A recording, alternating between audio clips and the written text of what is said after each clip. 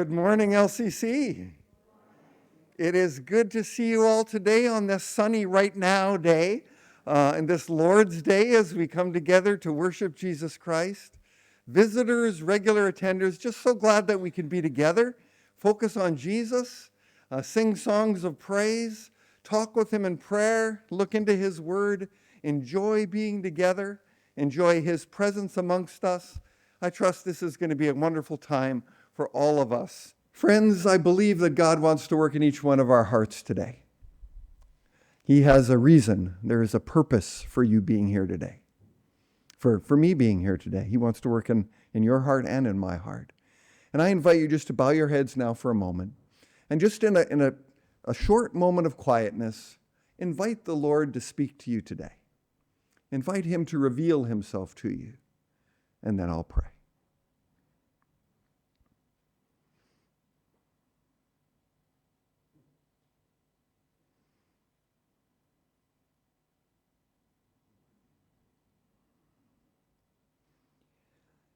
Heavenly Father, what a joy to be here together as part of your family.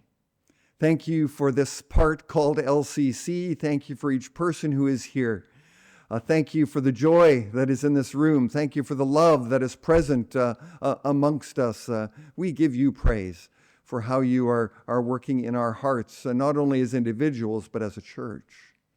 Lord, we're here to worship you because you are worthy.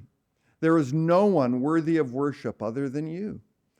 Thank you for revealing yourself in Scripture in so many different ways. We see you as creator, we see you as redeemer, we see you as savior, and we could go on and on in how you're revealed in your word. And I pray today as we sing songs that we would recognize that we are singing them to you, not just so we sound so good in this room, but we are singing to you that you would be pleased with the worship that we give you. Lord, even now as we're talking with you, we do this because we know that you're alive. We know that you're real. We know that you hear the prayers of your people. And we know, Lord, that you have the power and the ability to move in any situation. So we come before you confidently, not because of who we are, but because of what Jesus did for us. Jesus, thank you for dying on the cross. Thank you for making a way for us to boldly approach the throne of God. And Lord, we do that in your name. And we thank you that you're even interceding for us. We give you praise. We commit this service to you, every part of it, every person who's involved, whether they're reading or praying or preaching or playing or working technology in the back, every person who's involved in kind of the coordination of the service. But Lord, for every one of us who is involved in worship, work in our hearts by your Holy Spirit. Do something special in us today, Lord. We desire to praise and glorify your name. For it's in Jesus' name we pray. Amen. We're going to start by singing a song. It's a song that you know we've sung before. We sing it well. Oh, what a wonderful, wonderful day that I will never forget when we came to know Jesus. Stand as we sing, please.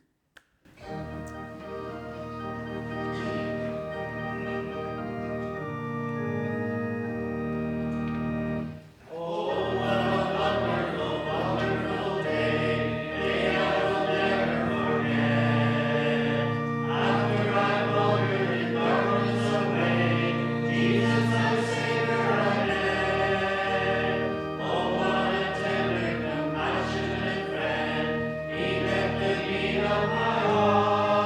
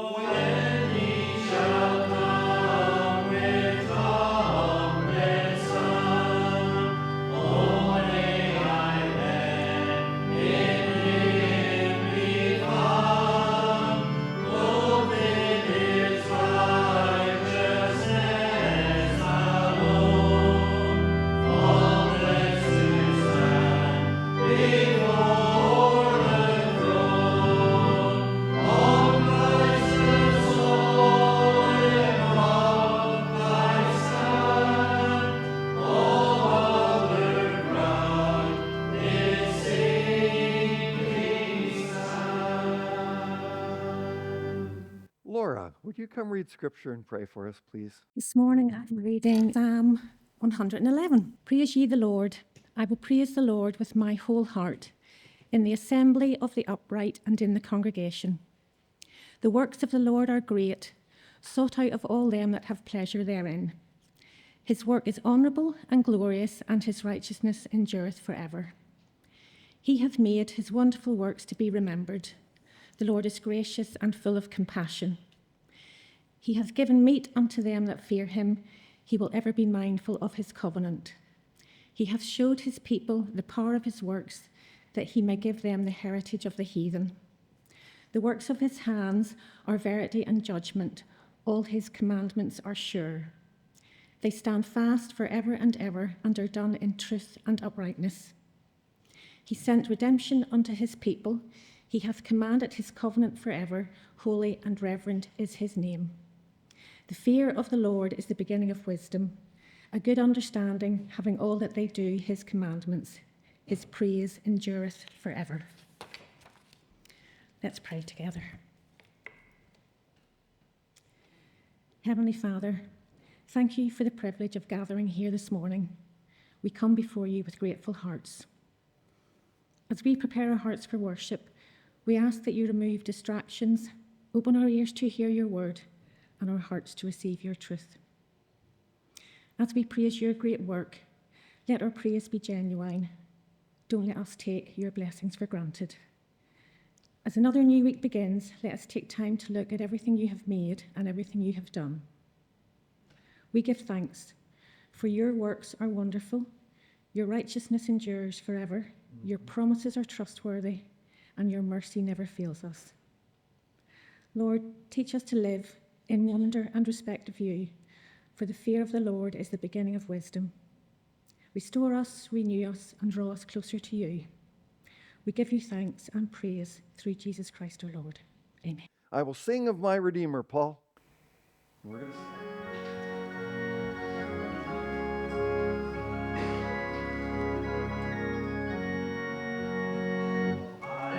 Sing,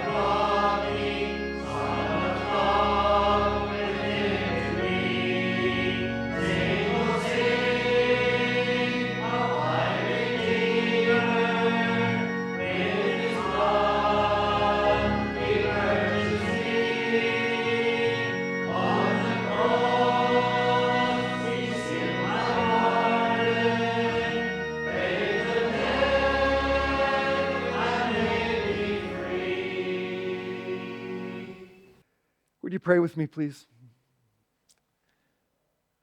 Lord, as we look into your word today, just have a deep sense of a need of your guidance and anointing and empowering as I share today. So would you give me the very words that you want me to speak?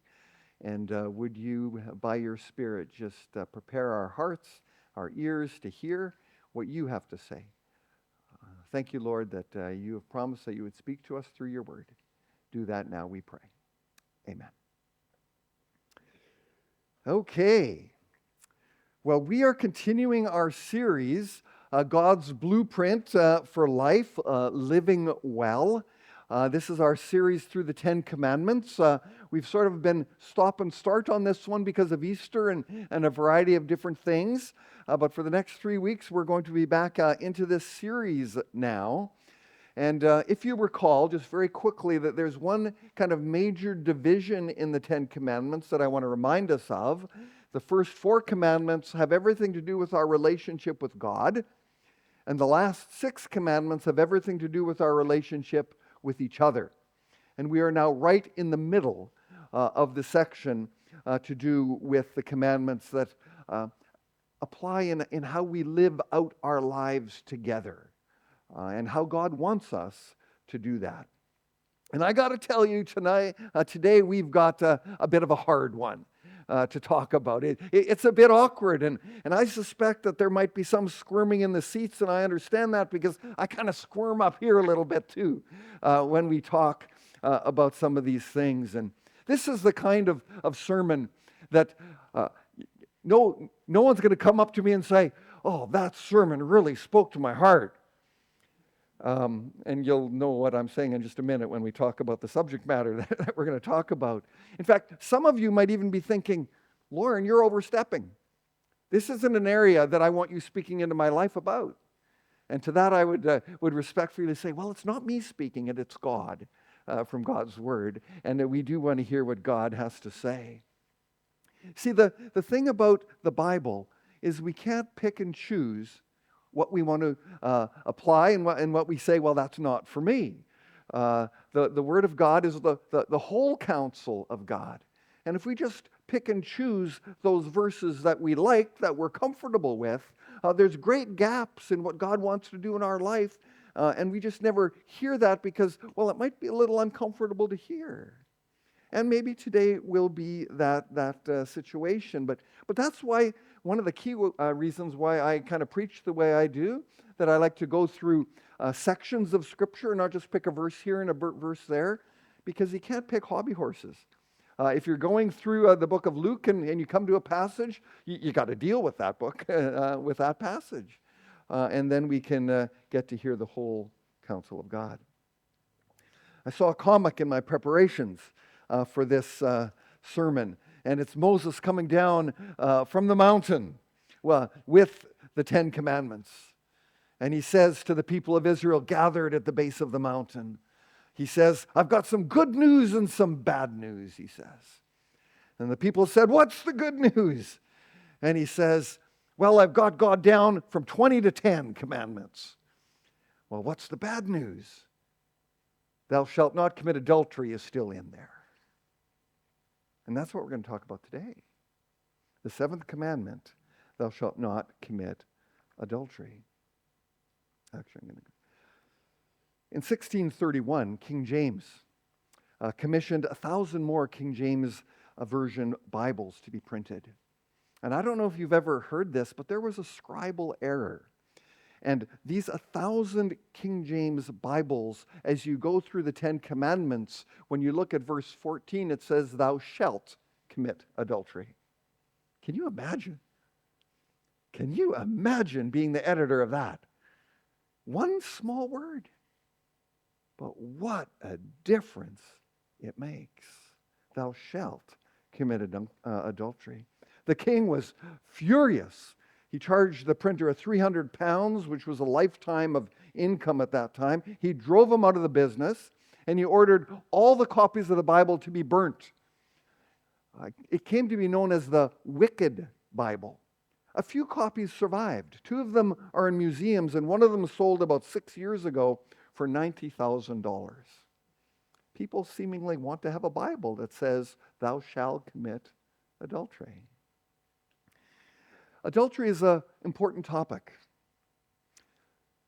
It's an important topic because of how biblical marriage is being assaulted in our society and in our culture in so many ways. In fact, I don't know if there's an area that is more contradictory between what the Bible says and what culture says than our society's view on marriage and sexuality and adultery and all that sort of a thing.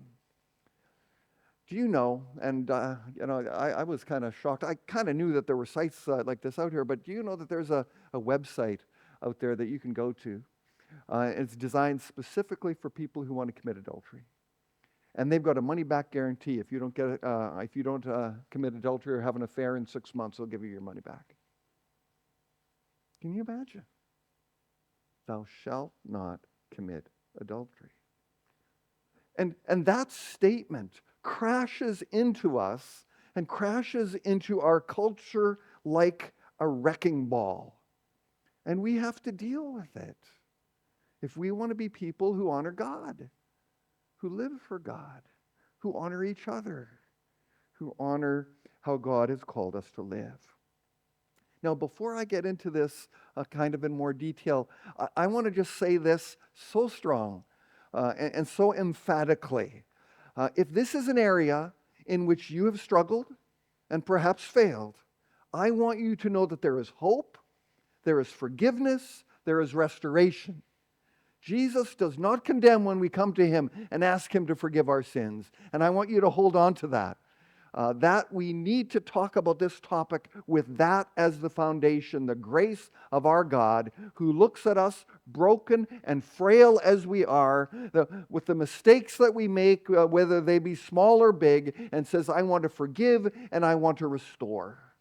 And that applies to this topic of adultery as well. And we can never lose sight of that. Okay? That's the foundation that I want us to focus on, that God wants to lift us up today. Adultery. This is what the dictionary says. Sexual act with someone other than your spouse that violates your vows under the marriage covenant. Pretty straightforward. I think most of us know that definition. It's nothing that blows our minds when we hear that. I went searching for some statistics, some UK statistics this week, and I found some, and I'm going to share them with you in a moment, but I found it interesting that before the authors of this study gave the results, there was a little disclaimer that said that the percentages likely are significantly higher due to people's reluctance in admitting that they've done, like it's a sensitive area kind of a thing. But even with that, in the UK, 20% of men and 19% of women have been unfaithful to their marriage vows at some point. 1 in 5. Fairly significant.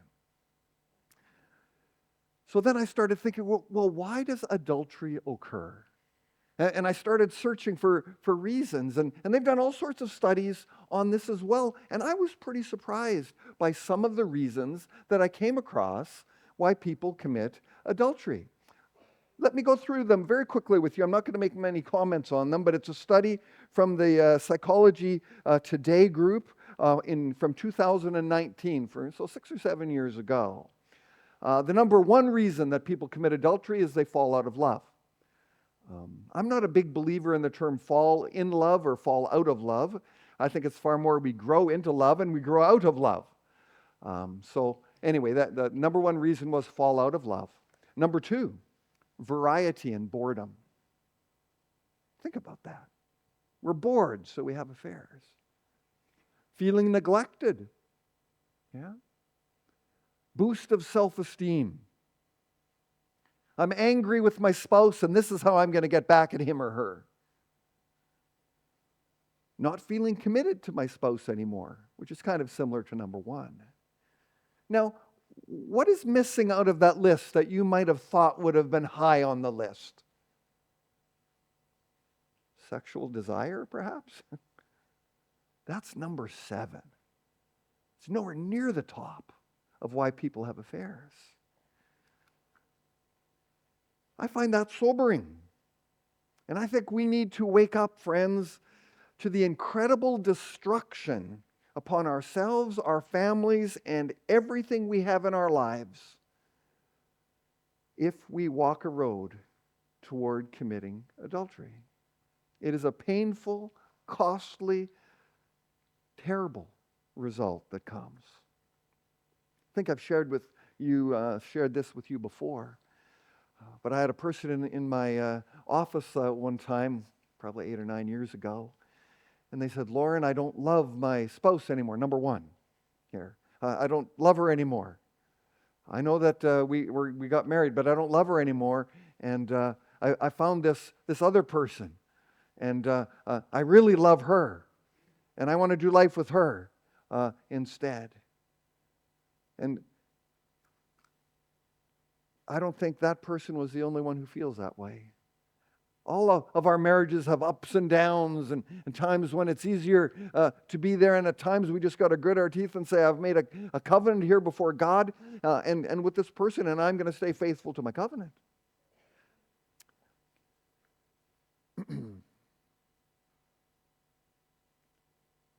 Doesn't God want me to be happy? Well, if I have this relationship with this other woman, I'd be happy, or this other man. God wants us to be holy first, and then happy. Listen to what it says in Matthew chapter 16.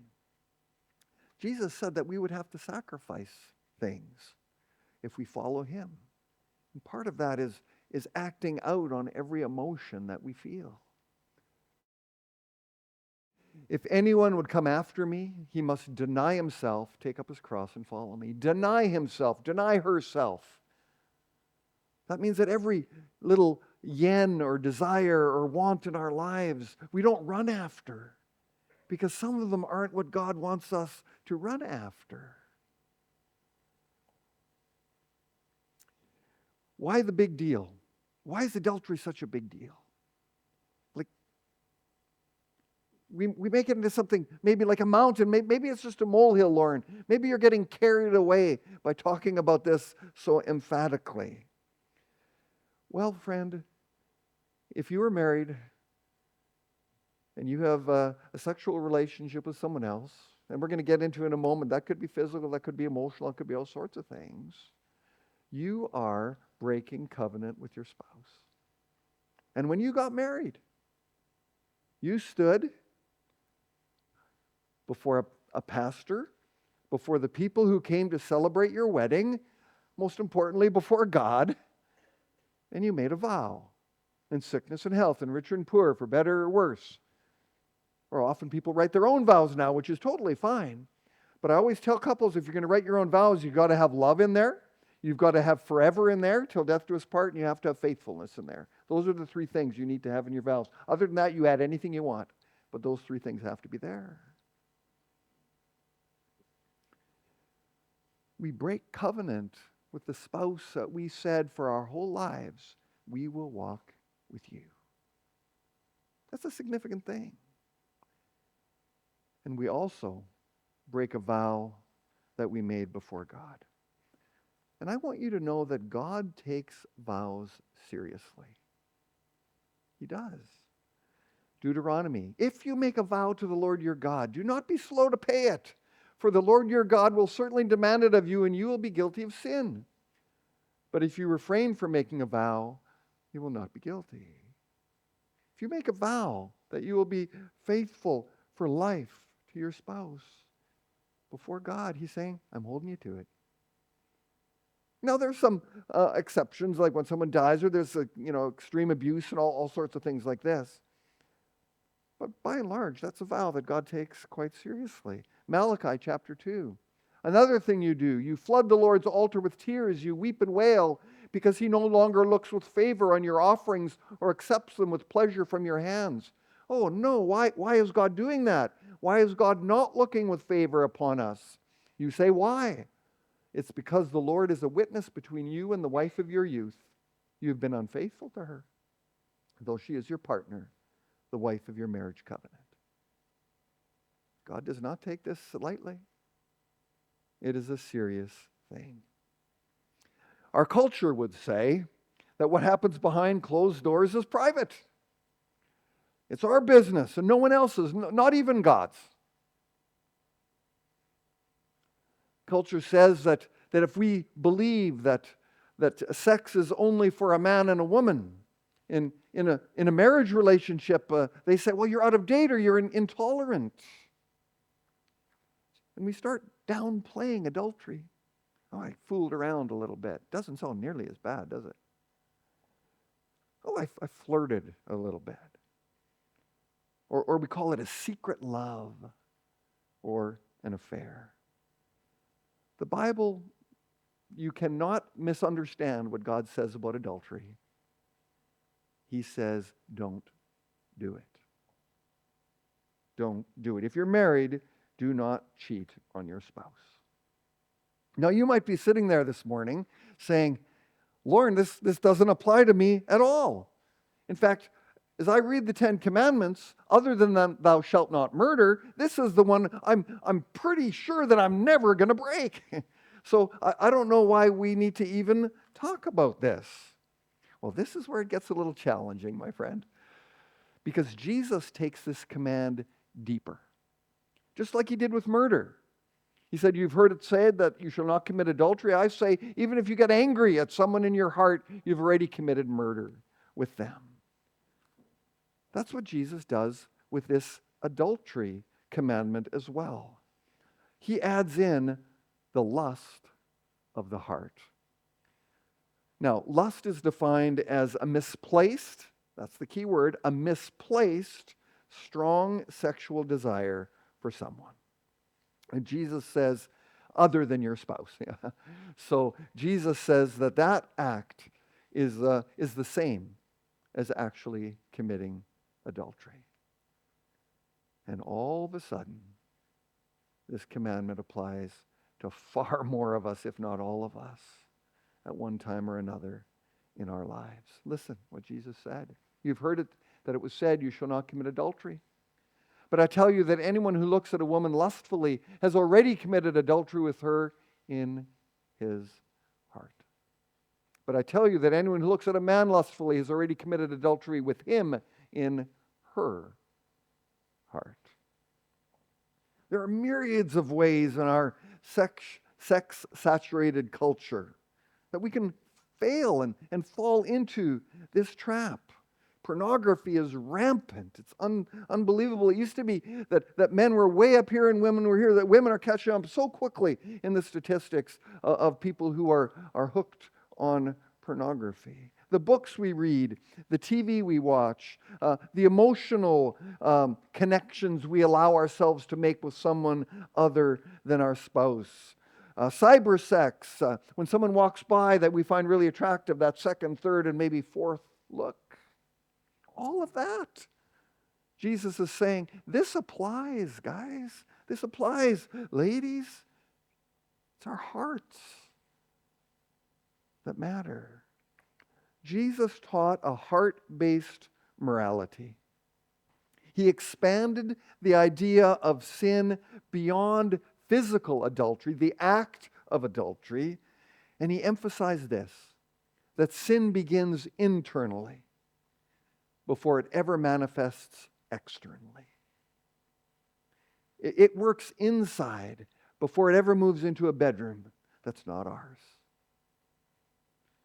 And then he goes on to say some of the most drastic words in all of Scripture around this subject of adultery. He says, if your right eye causes you to stumble, gouge it out and throw it away. It is better for you to lose one part of your body than for your whole body to be thrown into hell. And if your right hand causes you to stumble, cut it off, throw it away. It is better for you to lose one part of your body than for your whole body to go into hell. Now, clearly, this is hyperbole. Jesus is not literally saying, pluck out your eye or cut off your wrist, but he's trying to get us to understand how serious this is, that we need to get this invalid desire we need to hold it in check, or else it's going to lead us into all sorts of things that we should not be involved in. So why does God take this so seriously? Why such drastic measures? And I think it all comes down to God's plan for sex. And you didn't come to church expecting to hear this, did you? But we need to cover it. God designed sex to be good. He did. Sometimes I think we get into our minds that God did not design sex and it's something that's sinful and it's wrong. It's not the case. It's not the case at all. Listen. So God created mankind in his own image. In the image of God he created them, male and female he created them. God blessed them and said to them, "Be fruitful, increase in number, fill the earth, subdue it. Rule over the fish in the sea, the birds in the sky, over every living creature that moves on the ground." Now, I don't want to burst any bubbles here, but it's not like God, after creating Adam and Eve, all of a sudden discovered, oh my goodness, look what they're doing. He had a full understanding of how they would be fruitful and multiply. And he said that it was good. Sex is not something that came into the world after sin. It was in the world before sin. It was a gift from God to Adam and Eve in this committed relationship together. James 1:17. Every good and perfect gift is from above, coming down from the Father of heavenly lights, who does not change like shifting shadows. So the first point is that God designed sex to be good. The second one, like it, is God designed sex to be good in the bonds of marriage. Now, we bristle here a little bit. Society, Christians, we say, "Ooh, that doesn't feel comfortable to me." And I don't like preaching about this either, just so you know. But we have no choice than to look to God's Word for what Jesus has to say. We can't chart our own course. The Lord God made a woman from the rib he had taken out of the man. He brought her to the man. The man said, "This is now bone of my bones, flesh of my flesh. She shall be called woman, for she was taken out of man." We've got this marriage covenant thing that's going on. That is why man leaves his father and mother. He's united to his wife. They become one flesh.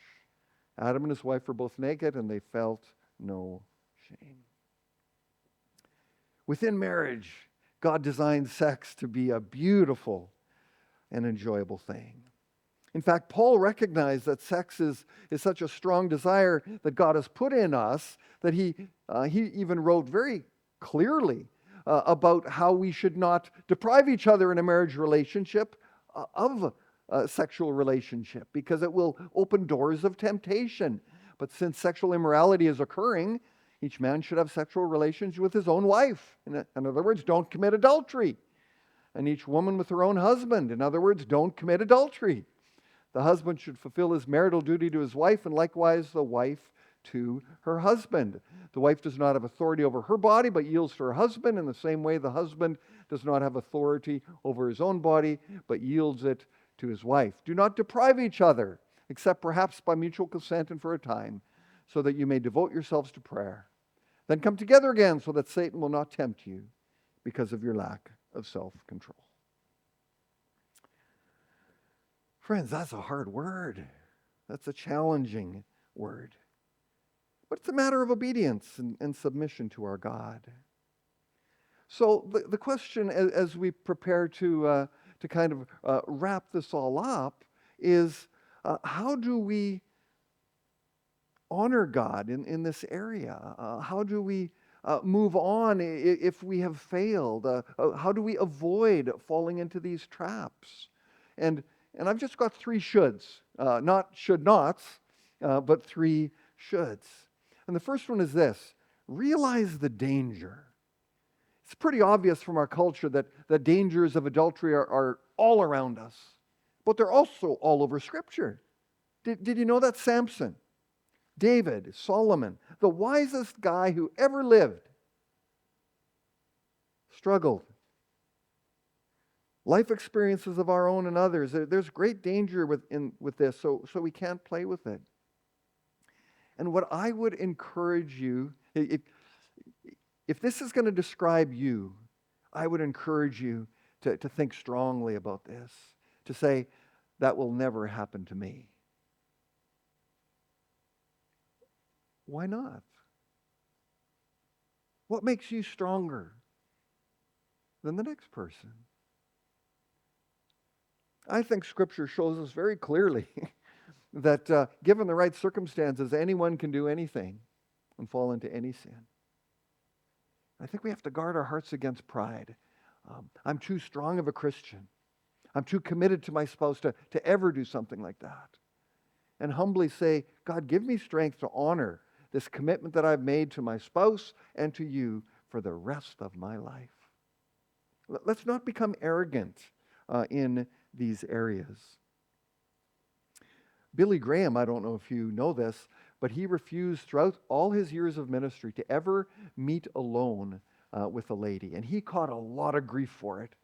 People were very upset with him. That's not fair, da-da-da-da-da.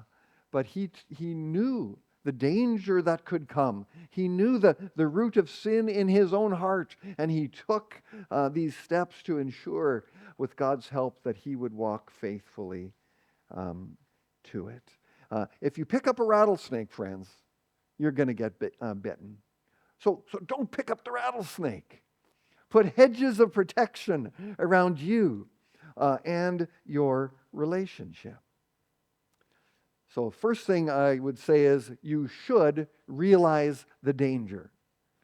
The second thing I would say is you should run. Learn to run. And you may say, well, I don't like running. Learn to run. Flee, run from sexual immorality.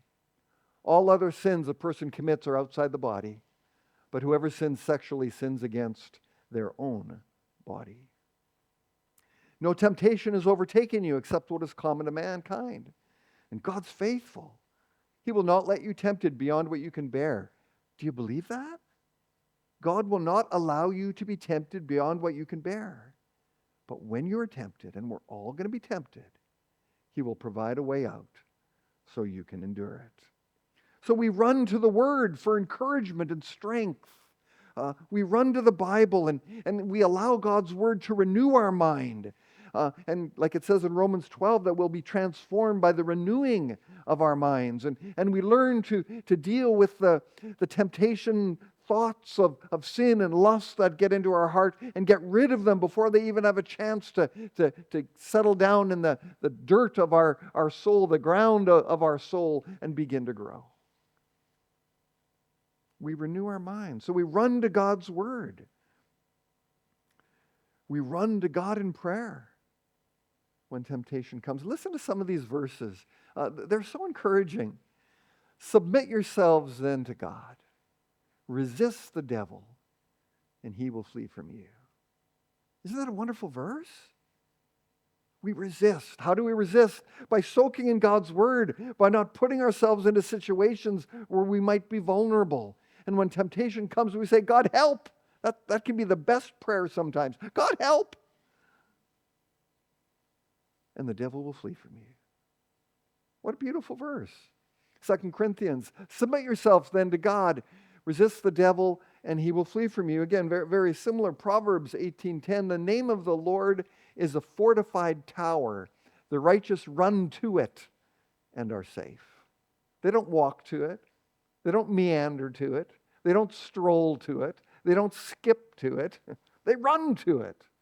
If they're being chased, if a soldier is being chased by another, he's going to run as fast as he can to that tower. That's what God says when there's trouble in our lives, when temptation comes, run. Set personal bests for your running speed to get away and cling to God. One more verse. Psalm 61, verse 2. From the ends of the earth I call to you. I call as my heart grows faint. Lead me to the rock that is higher than I. We run to God's Word. We run to God. But thirdly, we also need to run to brothers and sisters who can help. 2 weeks ago, we had some friends here from Canada, and we had such a wonderful week with them here in Northern Ireland. Steve and Val have been our friends for 35 years, something like that. And Steve and I have been accountability partners for about 25 years. And what that means is, and we still do it, every 2 weeks we connect via FaceTime. And we've given each other permission to ask the hard questions. So sometimes we'll get on there and he'll say, Lorin, what are you looking at on the computer? He's holding me accountable. Because he knows that anyone could fall. You know, what are you doing to show love to your spouse? And we just hold each other accountable and pray for each other. We need people like that in our lives if we are going to live well. So realize the danger, run, and lastly, and I'm going to end with this, rest in the grace of God. Rest in the grace of God. We've talked about a heavy subject. And it's a subject that I don't think one of us over the course of our life has not struggled in, if we take Jesus' definition of adultery. We need to rest in the grace of God. You may have had an extramarital relationship. You may not have lived out God's plan for sex as a gift in marriage. You may struggle daily with lust and pornography. God is here today wanting to extend grace to you. Saying, brother, sister, I know your struggle. I understand your struggle. He was tempted in every way like we are. I know your struggle. I understand your struggle. And I want to walk with you. And if you will just come to me and say, Lord, I blew it. I blew it. I'll forgive you. And together, we'll chart out a course that this area of struggle in your life can become something that is a point of victory rather than a point of failure. So friends, I do not want anyone to leave here feeling that they are under condemnation and there's nothing that they can do about it. I want everyone to leave here resting in the grace of God. That He loves you all, and He loves me too. He forgives us as we come to Him, and He restores us. That's the wonderful thing about the gospel of Jesus Christ. Love, forgiveness, and restoration. Amen. Let's pray together. Oh, Lord, this was a bit of a tough one. Would your Spirit stir in our hearts as you see fit? And would you give us the desire to deal with whatever your Spirit lays on our hearts? Lord, we love you, and we want to honor you in every area of our lives. Even in this really touchy, sensitive area. So help us, Lord, to seek you. Seek what you say, not what culture says, that we might be pleasing to you. In Jesus' name we pray. Amen. We're going to sing a closing song together. Christ is mine forever. And I chose this one specifically because as followers of Jesus Christ, if you're a follower of Jesus Christ here today, and you have fallen, and you have sinned, or I have fallen, I have sinned, that doesn't mean we're not followers of Jesus anymore. It means we might be fallen followers of Jesus, but Jesus wanted to lift us up. We are His forever, and what a wonderful truth that is. Let's sing that, and I trust it will be a blessing in your heart. We're going to stand.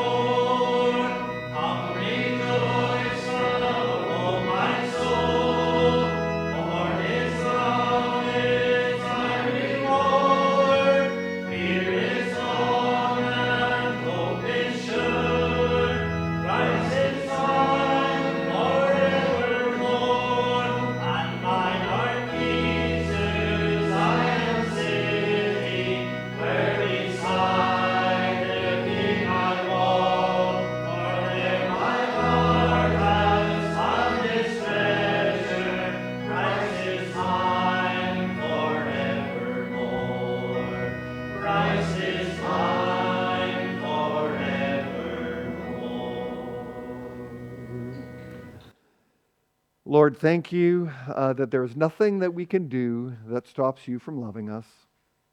There's nothing that can pluck us out of your hand. I'm just so grateful for that. And I pray, Lord, that you would remind us that as Christians, as those who have put our faith in Jesus, that we are yours forever. And you would give us grace to deal with the mistakes, the sins that we commit, but may they never push us away from you. May we never say, this is too big of a sin. I need to leave God now because I can never come back. Lord, what a tragedy.